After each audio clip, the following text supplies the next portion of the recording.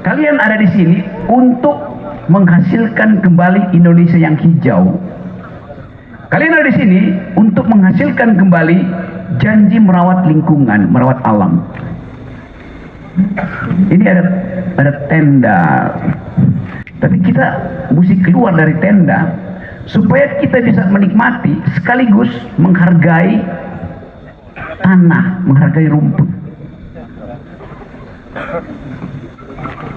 Ada yang melihat sungai enggak? Di sekitar sini. Ada?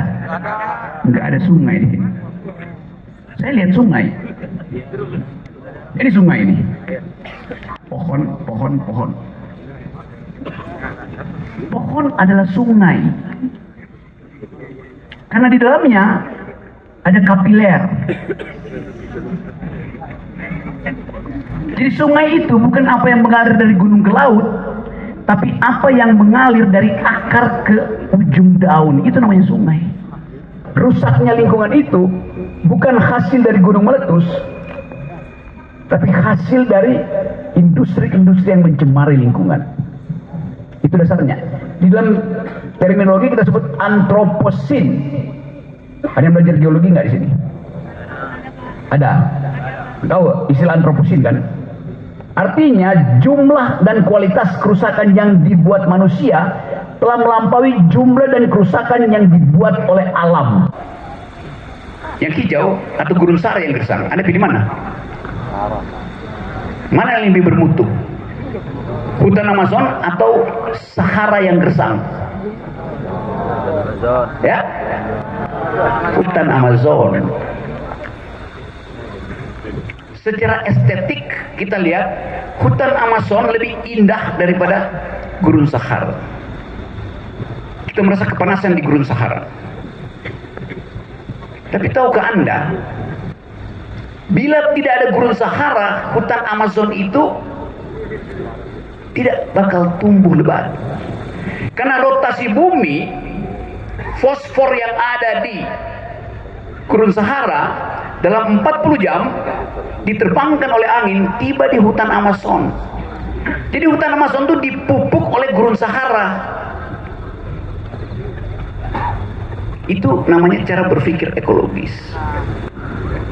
Karena ada gurun Sahara, maka ada hutan Amazon.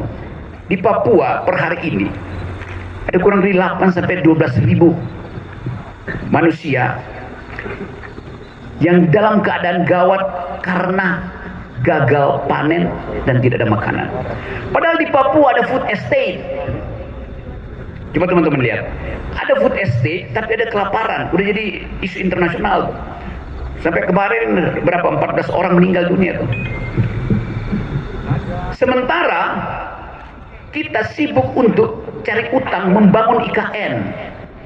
Sekarang hutan itu diubah jadi food estate tanpa minta izin pada cacing yang menyuburkan tanah, tanpa minta izin pada ular yang menyebarkan bibit-bibit peradaban hewan, tanpa minta izin pada burung yang bersarang di pucuk-pucuk pohon tuh.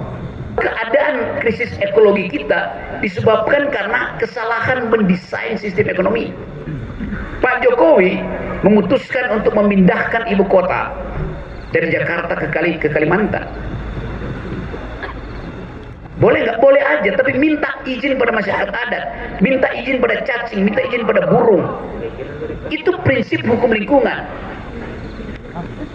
yang dalam istilah singkat namanya AMDAL, analisa mengenai dampak lingkungan.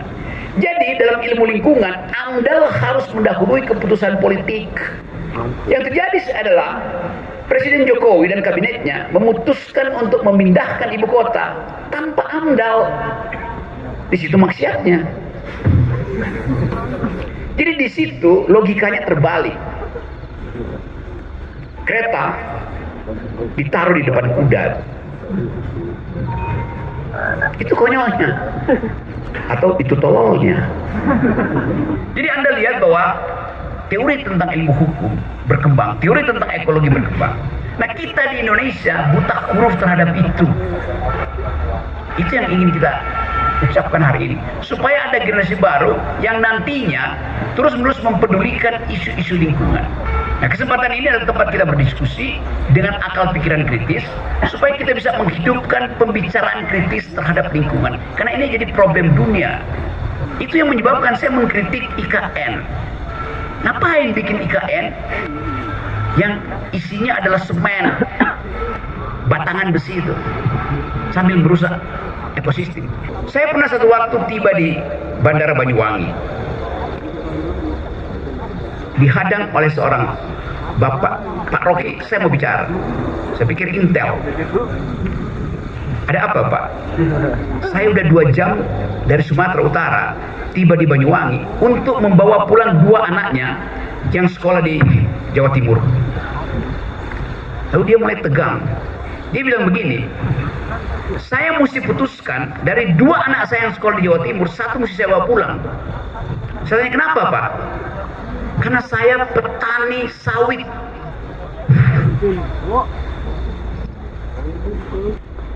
Pada waktu Pak Jokowi berkampanye, Pak Jokowi bilang harga sawit akan stabil di harga 2.000-2.500. Maka si ayah itu menghitung biaya sekolah anaknya. Dia bilang 2.500 berarti 2 anaknya bisa dikuliahkan di Jawa Timur. Pada waktu dia ketemu saya, harga sawit tinggal 700 rupiah, 800 rupiah. Artinya dia hanya mampu menyekolahkan 1 anak. Maka dia mesti putuskan anak yang mana yang harus dibawa pulang. Problemnya adalah apa alasan dia yang harus dia terangkan pada anaknya yang 1. Anak yang 1 bilang, kenapa bukan saya yang ditinggal? Kenapa yang kakak saya mesti pergi? Ayahnya tidak mungkin menerangkan ke ibu kosnya bahwa dia mesti bawa pulang karena harga sawit jatuh. Teman-teman kosnya akan, kenapa kamu pulang? Kamu narkotik, IP kamu 0, bikin kriminal, kenapa dibawa pulang? Jadi bayangkan kecemasan ayah itu untuk mencari argumentasi membawa pulang 1 dari anaknya di Bandara Banyuwangi. Dia mulai gemetar bicara dengan saya. Bahkan saya bisa bayangkan bahwa malam sebelumnya dia bertengkar dengan istrinya tuh. Anak yang mana yang mesti dibawa pulang? Kalau dibawa pulang, tetangganya di Sumatera Utara akan bingung, kenapa kamu pulang? Jadi Anda lihat, janji pemerintah membatalkan harapan satu keluarga. Itu sama seperti prinsip butterfly effect. Janji Presiden Jokowi bahwa harga sawit akan stabil menjadi alasan perencanaan ekonomi keluarga. Sekarang harga sawit turun. Lalu kita dengar kabinet bilang, iya karena permintaan luar negeri. Tidak ada. Kalau nggak ada, Anda mesti sebagai pejabat negara, sebagai pemerintah, mesti mampu memitigasi. Misalnya kasih beasiswa anak petani ini. Salah sendiri, kenapa nggak bikin ekspektasi itu? Kalau Anda berjanji untuk menstabilkan harga sawit, dan itu dasar perencanaan keluarga. Sekarang harga sawit drop, akibatnya berantakan sekolahnya. Kalau kabinetnya berhasil, apa kita mesti puji? Enggak, karena memang janji mereka adalah menaikkan ekonomi dari 4% ke 7% misalnya. Oke. Ini kita udah bikin 7%. Kasih kami pujian. Nggak ada pujian untuk hal yang memang tugas dia. Kalau dia lakukan jadi 12%, kita kasih pujian karena dia melakukan sesuatu beyond the call of duty, melampaui kewajiban dia. Kalau saya ngajar di Universitas Indonesia, ada mahasiswa saya bilang, Pak Rocky, saya dapat A maksimal, kasih saya pujian, kasih saya hadiah. Saya bilang, A itu angka maksimal atau angka minimal? Angka maksimal. Ya memang Anda harus dapat A. Ngapain saya kasih pujian? Kalau dapat A plus baru saya kasih pujian. Kan itu dasarnya kan, orang minta pujian untuk hal yang memang kewajiban dia tuh. Jadi teman-teman sekalian, kita ada di sini untuk mulai menghidupkan akal pikiran. Kasih kritik. Kritik yang paling tajam adalah kritik yang paling sehat. Yang sekarang terjadi adalah kasih kritik tapi kasih solusi dong. Lo nggak ada hubungan antar kritik dan solusi. Solusi itu bonus, kritik itu adalah dasar dari demokrasi itu. Yang mesti cari solusi adalah kabinet yang kita gaji, anggota DPR yang kita gaji, mereka yang harus cari solusi itu. Kan Anda bayar pajak ke mereka. Jadi buat apa dia bekerja kalau dia nggak punya ide dan kita yang cari solusi? Lu dia ngapain coba? Nganggur di situ. Kan Presiden selalu bilang, kalian generasi baru nanti 2030 ke 2045 kalian akan punya penghasilan 3 kali lipat dari sekarang. Itu namanya bonus demografi itu. Oh iya, Anda bisa punya penghasilan 3 kali lipat dari sekarang kalau nggak ada stunting. Per hari ini stunting itu, kekurangan nutrisi pada anak-anak yang berusia 5 tahunan itu sudah mencapai angka 24 ke 25%. Artinya dari 4 bayi yang lahir, 1 pasti kekurangan gizi loh. Sri Mulyani bahkan tambahkan faktanya, setiap bayi yang lahir sudah dibebani hutang negara 50 juta rupiah. Bayangkan. Jadi Anda bayangkan nanti bagaimana mungkin bayi yang hidup sekarang akan punya kesempatan untuk menikmati kehidupan di 2045 kalau dia dari lahir udah dibebani 50 juta per bayi dan mengalami stunting, otaknya menciut 20%. Sepertiga, seperdua lebih dari pemilih kita itu tidak lulus SMP. Padahal konstitusi mewajibkan pemerintah, presiden terutama, untuk mencerdaskan kehidupan bangsa tuh. Nah kalau itu terjadi, bagaimana mungkin teman-teman kita yang tidak lulus SMP itu bisa membahas proposal-proposal dari partai politik? Artinya partai politik nggak punya kepentingan untuk mencerdaskan bangsa. Karena bagi mereka lebih baik bagi BLT dan amplop daripada ngoceh di depan panggung tuh. Karena nggak ada yang mencerna. Kalian ada di sini sebagai the privileged few yang sedikit yang terpilih, yang berupaya untuk menahan jangan sampai proposal-proposal partai politik, proposal-proposal kampanye itu masuk ke sini tanpa filter. Jadi pastikan bahwa ke depan tema kampanye kita sebagai anak muda di tahun politik adalah memfilter proposal-proposal politik.